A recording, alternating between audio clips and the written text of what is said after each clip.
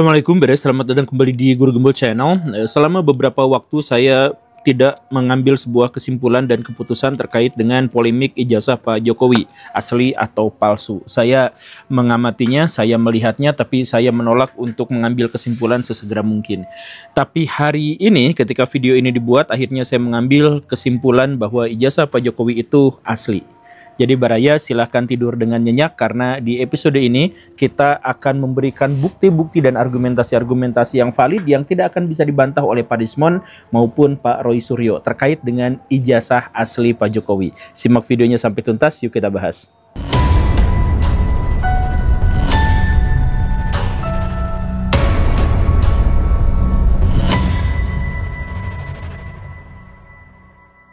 Kita mulai dari realita pendidikan di Indonesia yang hampir semuanya itu terkait dengan kepalsuan atau dipenuhi bahkan dengan kepalsuan. Kalau Baraya pernah bersekolah, Baraya akan menyadari hal yang sama kalau sekolahnya di Indonesia, yaitu sebagian besar anak-anak akan mencontek ketika mengerjakan tugas, ketika mengerjakan makalah, atau ketika mereka ulangan. Ketika ada anak yang jujur, maka anak itu akan dibully sebagai anak yang tidak mau mengasih contekan, sebagai anak yang pelit, sebagai anak yang tidak suka bergaul dengan teman-temannya. Dan ketika si anak itu bukan hanya jujur, tetapi bahkan melaporkan teman-temannya yang menyontek kepada guru, maka dia akan dipersekusi selama berhari-hari, berminggu-minggu, berbulan-bulan, bahkan sampai ada yang tidak mau bersekolah di sana lagi. Karena persekusi yang sangat kuat itu justru menimpa orang-orang yang sangat jujur di Indonesia. Itu adalah hal yang sangat ironi di Indonesia, tapi kesimpulannya adalah soal nilai-nilai di sekolah, maka itu penuh dengan kepalsuan tentu saja, karena didominasi oleh orang-orang yang nyontek. Ketika anak juga mengerjakan tugas, maka tugas-tugas yang diberikan guru kepada mereka itu juga adalah tugas yang penuh dengan kepalsuan, karena anak-anak itu akan copy paste dari internet. Kemudian mereka tidak menambahkan, tidak mengurangi, mereka tidak menganalisis, bahkan mereka tidak membaca. Kecuali mereka hanya mengganti nama penulisnya menjadi nama kelompok mereka. Kemudian dikumpulkan sebagai tugas dari mereka dan dikatakan, Pak atau Bu, ini tugasnya sudah selesai. Maka dalam hal itu pun kita mengetahui bahwa tugas-tugas yang dilaksanakan oleh anak-anak di sekolah kita itu adalah tugas-tugas yang palsu. Kemudian, kalau misalkan Baraya melihat rapot anak-anak di Indonesia, itu pun sebenarnya adalah palsu. Palsunya bahkan berganda nilai-nilai rapotnya itu. Yang pertama adalah karena banyak anak-anak yang mendapatkan nilai itu dari mencontek seperti yang barusan dijelaskan. Dan yang lebih pentingnya adalah bahwa guru-guru itu memberi nilai itu biasanya juga palsu. Guru-guru ngasih nilai itu biasanya setelah dikatrol. Sedemikian sehingga anak yang kerja keras habis-habisan untuk mendapatkan nilai tinggi, itu biasanya nilainya selisihnya tidak terlalu besar dengan anak yang leha-leha dan nyontek dan gak usah ngerjain apa-apa. Silahkan Baraya cek. Baraya yang misalkan pelajaran matematikanya jelek, udah kayak gimana pun jelek, itu pas dirapot itu nilainya nggak akan beda jauh dengan orang yang dianggap paling pintar dalam pelajaran matematika. Ya kan? Karena gurunya sendiri terbiasa untuk mengkatrol nilai-nilai yang ada di sekolah. Kenapa guru seperti itu? Ya karena terjebak pada sistem yang salah. Jadi waktu sekolah nilainya palsu, ulangan nilainya palsu, tugas nilainya palsu, ketika mendapatkan rapotnya juga mendapatkan nilai yang palsu. Kemudian ketika ujian akhir, katakanlah misalkan UN yang kemarin-kemarin ya, saya bersumpah, saya bersaksi, saya pernah menjadi siswa dan saya pernah menjadi guru dan saya juga pernah menjadi kepala sekolah. Saya bersumpah bahwa UN itu nilainya palsu. Waktu saya SD, saya ikutan Eptanas atau yang sekarang sebut saja namanya UN. Itu soalnya dibocorkan oleh kepala sekolah sendiri. Dan ketika saya balik melaporkan, Bu, ini teman-teman saya dapat bocoran dan mencontek, saya yang dibully. Bukan hanya oleh teman-teman saya sekelas, tapi oleh guru dan kepala sekolah. Saya dibully sama mereka gara-gara saya jujur. Itulah yang terjadi di Indonesia. Ketika saya menjadi guru dan kemudian menjadi kepala sekolah, saya bersaksi menjelang UN itu, kepala sekolah dikumpulkan oleh Dinas Pendidikan untuk membicarakan bagaimana cara mengakali nilai UN. Ada yang dihapus, diganti jawabannya, ada yang apa segala rupa. Jadi kalau misalkan Baraya ngomong, ada Menteri Pendidikan yang mengatakan bahwa Indonesia itu pas UN, UN-nya itu murni, itu bullshit. Itu bohong. nilai UN di Indonesia itu palsu semuanya. Makanya kalau misalkan Baraya mau cek, orang Papua yang sumber daya pendidikannya masih sangat terbatas, yang fasilitasnya terbatas, infrastrukturnya terbatas, dan sebagainya, nilainya bisa mirip-mirip banget dengan Jakarta, yang semuanya 9,9,9% lulus. Baraya yang ahli statistik, yang pakar statistik, saya tanya kepada Baraya, mungkinkah ada lembaga pendidikan di banyak tempat yang fasilitasnya berbeda, yang sumber daya manusianya berbeda, yang sumber daya guru-gurunya juga berbeda, semuanya berbeda, tapi ketika dihadapkan pada soal yang sama, tapi jawabannya pun tiba-tiba menjadi sama, 99,9% lulus? Gak mungkin. UN itu bohong-bohongan. Mereka menghabiskan begitu banyak waktu, mereka menghabiskan begitu banyak anggaran untuk menyelenggarakan UN, padahal itu semua hanya omon-omon, hanya itu adalah kepalsuan. Jadi nilai UN pun palsu. Sekarang kan nilai UN-nya dihilangkan, nanti ada lagi ya, nanti dipalsukan lagi saya yakinkan. Tapi nanti misalkan diganti kurikulum merdeka tidak pakai UN misalkan, maka kelulusannya pun tetap aja direkayasa. Nanti ada yang namanya bikin ini, bikin project, bikin itu dan sebagainya, itu hanya sekedar formalitas saja. Begitu kan? Makanya salah satu karakteristik dari perusahaan yang tidak akan maju, yang bernalar rendah dengan sumber daya manusia yang rendah, itu adalah ketika sebuah perusahaan ngerekrut orang dan dia ngelihat nilai rapot dari siswa. Kalau di Indonesia itu nalar rendah banget, karena nilai rapot itu palsu semua, tidak bisa dijadikan kriteria untuk menentukan bahwa seseorang itu memiliki kapabilitas atau tidak dalam mengerjakan satu pekerjaan atau tugas. Tapi ya sudahlah ya. Bahkan ketika misalkan ya, ketika anak itu misalkan lulus atau tidak lulus, dia punya kesempatan yang lain, karena jalur kepalsuan di Indonesia itu sangat luas dan sangat banyak. Apa itu? Kalau memang kita susah untuk lulus, maka Baraya tinggal ketik di Google jasa ijazah. Maka Baraya akan dilimpahi informasi dan tawaran tentang bagaimana cara bikin ijazah palsu.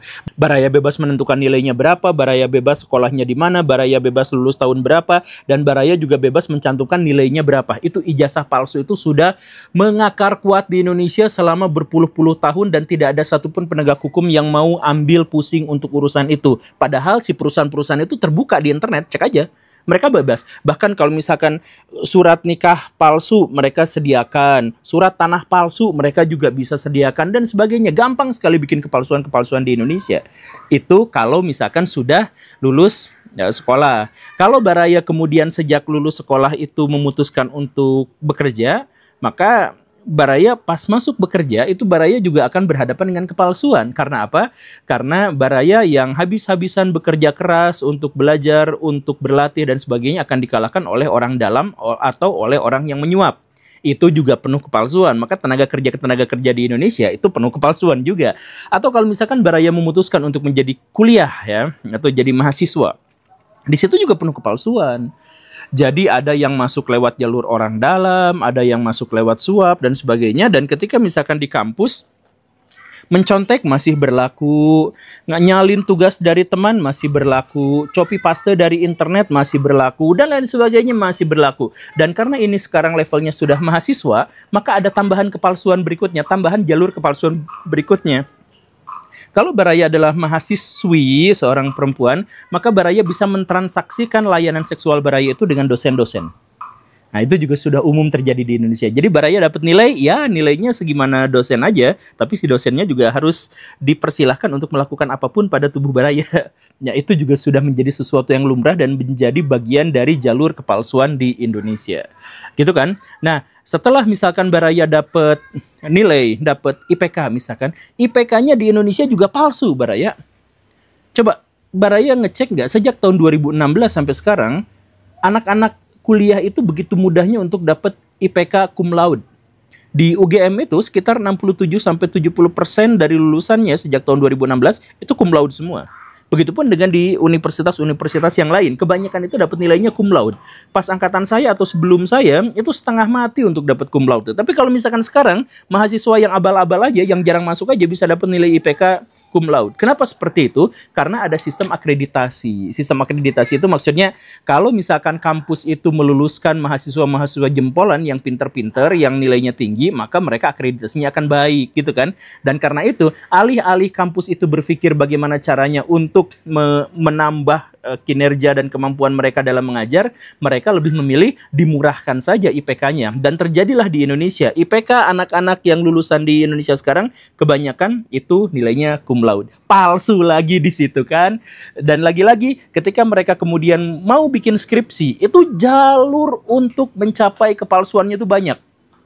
Lewat joki ada tersedia 2 juta 3 juta rupiah itu sudah selesai. Atau misalkan baraya lagi-lagi kayak yang tadi, beli ijazah palsu itu juga tersedia dengan sangat mudah. Mudah sekali.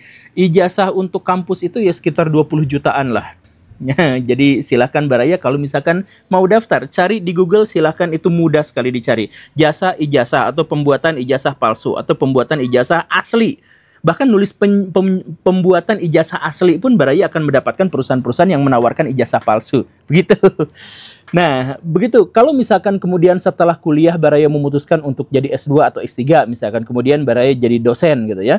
Dosen itu kan baraya harus nulis jurnal. Nah, nulis jurnal di Indonesia juga itu banyak sekali kepalsuannya, banyak plagiasinya, banyak copasnya, dan lain sebagainya. Indonesia saat ini, Indonesia saat ini itu menempati posisi kedua sebagai negara dengan ketidakjujuran terbesar di dunia pendidikan.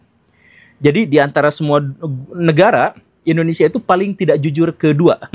Dengan tingkat kejujurannya itu kalau tidak salah itu hanya sekitar 13-16% saja di Indonesia itu. Jadi kalau misalkan baraya jadi guru besarnya itu sangat berpotensi itu palsu. Karena karya ilmiahnya itu adalah karya ilmiah jiplakan gitu ya. Kemudian ya yang kayak gitu. Rocky Gerung juga pernah ngobrol sama saya dan dia mengatakan bahwa karya-karya ilmiah guru besar di Indonesia sekarang itu kebanyakan palsu. Dan dia menawarkan kepada saya bisa buktikan, kalau memang mau dibuktikan itu bisa katanya. Ya, dan seterusnya. Beliau kan orang UI ya, berarti apakah di UI itu banyak guru besar palsu? Ya tidak tahu juga, tapi ada Pak Bahlil kemarin itu yang disertasinya juga ya kayak gitulah ya. Jadi di dunia pendidikan Indonesia itu semuanya tuh palsu, apa-apanya tuh palsu.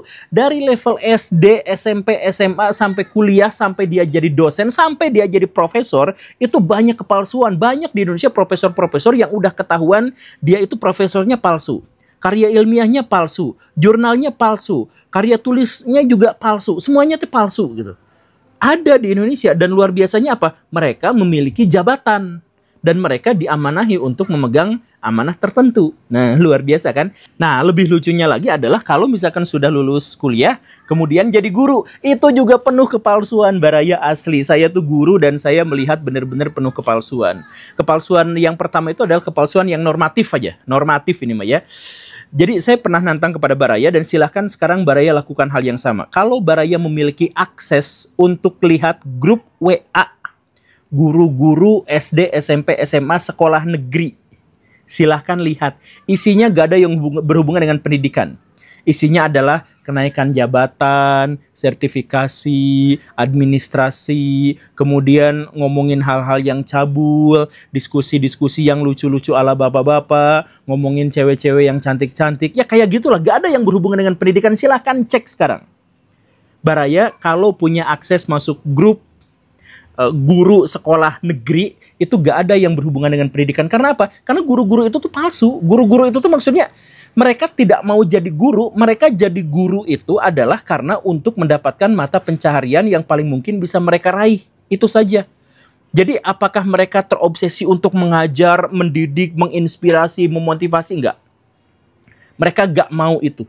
Mereka sebenarnya juga tidak suka itu. Makanya baraya yang pernah jadi murid itu baraya ngerasain betapa guru-guru itu banyak yang ngasal aja asal datang ke kelas, walaupun mereka sebenarnya tidak berkompeten, tidak paham, tidak mengerti, dan yang jelas mereka juga bahkan tidak dekat dengan siswa-siswi mereka sendiri. Begitu, karena mereka memang bukan guru dan tidak pengen jadi guru. Mereka masuk jadi guru itu hanya untuk mencari nafkah saja. Banyak yang kayak gitu, silakan cek, buktikan kalau tidak salah. Tapi kalau misalkan itu tidak cukup, yuk kita masuk pada sesuatu yang lebih formal. Tadi kan normatif ya. Coba cek misalkan gini ya. Studi tour yang sekarang lagi digoyang sama Pak KDM ya. studi tour itu palsu juga Baraya. Selain karena ketika Baraya datang ke tempat-tempat wisata itu Baraya hanya disuruh ngerjain tugas yang formalitas doang gitu ya. Kan gitu doang ya. Nah, itu harganya juga palsu.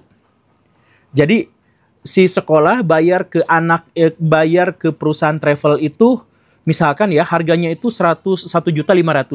Itu tapi bayar ke travelnya itu kisaran 700, 500 per anak. Tapi ke anaknya juga bayarnya harus 2 juta. Itu serius. Cek aja kalau misalkan Baraya nggak percaya. Makanya banyak sekali studi tour yang berakhir buruk. Karena apa? Karena bisnya jelek, sopirnya ngantuk dan sebagainya. Ya karena mereka itu dibayar dengan sangat-sangat murah. Tapi ke siswanya nariknya tinggi. Kenapa seperti itu? Karena ada jatah buat kepala sekolah. Ada jatah buat wakasek. Ada jatah buat wali kelas, ada jatah buat guru-guru, itu dikasih semuanya setiap studi tour. Ngambilnya dari mana? Dari siswa-siswa. Serius, silahkan cek sendiri, ngomong langsung datang ke perusahaan-perusahaan travel, wawancara mereka kalau misalkan Baraya tidak percaya. Itu yang formal yang kayak gitu tuh penuh kepalsuan. Baraya atau misalkan yang ini nih, berenang. Wah, udah mendung. Baraya sebulan sekali kalau SMA, SMP kan biasanya disuruh berenang ya sama guru olahraga. Itu juga di situ mark up. Jadi ketika misalkan guru sekolah datang ke tempat berenang, itu kan sebenarnya bayarnya katakanlah misalkan setiap siswa itu 15.000, tapi mereka tuh bakal nawar sampai hanya 7 ribuan gitu. Tapi ke siswa tetap 15.000. Sisanya buat siapa? Ya buat guru olahraga. Nah, yang gitu kepalsuannya penuh sekali di mana-mana. Sekali lagi ya, dari level paling bawah sampai level paling atas di dunia pendidikan Indonesia itu penuh dengan kepalsuan. Maka dari ini bisa kita simpulkan bahwa pendidikan kita itu adalah palsu. Nilainya palsu, hasilnya juga palsu. Dan karena itu maka kita bisa simpulkan sesuatu di dunia pendidikan di Indonesia yang otentik itu adalah yang palsu. Kurikulumnya palsu. Gonta-ganti berapa kali sok gak ngaruh, itu mah cuma untuk ngabisin anggaran Baraya. Itu mah hanya untuk gonta-ganti pejabat apa kepentingan politik apa, itu palsu, semuanya palsu. Jadi lagi-lagi kesimpulannya adalah sesuatu yang otentik di dunia pendidikan kita itu adalah kepalsuan. Gitu. Nah, karena itulah Baraya, maka segala sesuatu yang asli di Indonesia itu palsu. Karena kepalsuan adalah wujud asli dari pendidikan kita, maka kalau ada ijazah yang asli atau yang semacam itu justru yang palsu. Itu yang bukan khas Indonesia banget gitu. Itu bukan identitas banget Indonesia. Sebab kalau identitas kita yang asli itu adalah yang palsu. Maka kalau ada ijazah Pak Jokowi yang palsu, misalkan terbukti palsu, nah itu tuh asli Baraya, itu asli Indonesia. Asli, karena memang pendidikan kita itu adalah penuh kepalsuan. Jadi ijazah Pak Jokowi misalkan terbukti palsu, nah selamat, terbukti bahwa itu adalah ijazah asli Indonesia. Sedangkan ijazah-ijazah yang asli, misalkan Roy Suryo gitu, itu ijazah palsu, sebab kayak yang asli di Indonesia itu adalah yang penuh kepalsuan. Gitu nggak sih Baraya? Ya mungkin saya dianggap berlebihan, tapi semoga ini bisa dipahami sebagai cara saya untuk menyindir dengan cara yang tragis. Terima kasih karena sudah menyimak. Saya Guru Gembul, pamit. Assalamualaikum warahmatullahi wabarakatuh.